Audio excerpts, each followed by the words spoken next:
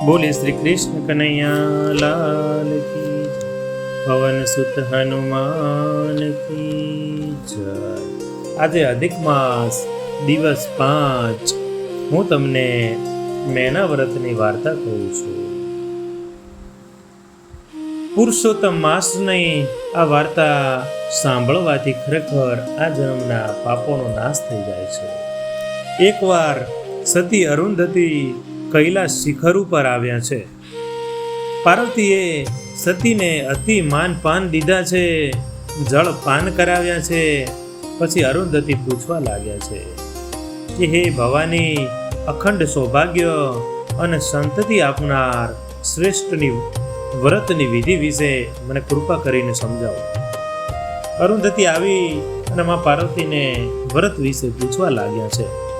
ત્યારે માં જગતજનની પાર્વતી બોલ્યા કે હે દેવી, એકવાર મારા માતૃશ્રી મારા ઘરે પધાર્યા હતા અને કહેવા લાગ્યા કે દીકરી, જગતમાં તું બધે પૂજાય છે, 12 માસ લોકો તારું ધ્યાન ધરે છે અને તારી વાર્તા કરે છે, અને હું તારી માતા હોવા છતાં મારું કોઈ પણ નામ ન લે એવું કેમ? ત્યારે મેં કહ્યું કે હે માતા, પુરુષોત્તમ માસમાં શુક્લ પક્ષની ત્રીજના દિવસે જે તમારી મૂર્તિ બનાવી, ધૂપ દીપ નૈવેદ્ય ધરાવી અને ધતુરાના 5 ફૂલ અર્પણ કરશે, એને અખંડ સૌભાગ્ય પ્રાપ્ત થશે અને એનો ખાલી ખોળો હશે, એટલે કે પુત્રની પ્રાપ્તિ થશે। વળી મહિના સુધી આ વ્રત કરી અને વ્રતનો ઉજવણું કરશે, 5 બ્રાહ્મણોને સજોડે જમાડશે, એને વૈકુંઠ પદની પ્રાપ્તિ થશે।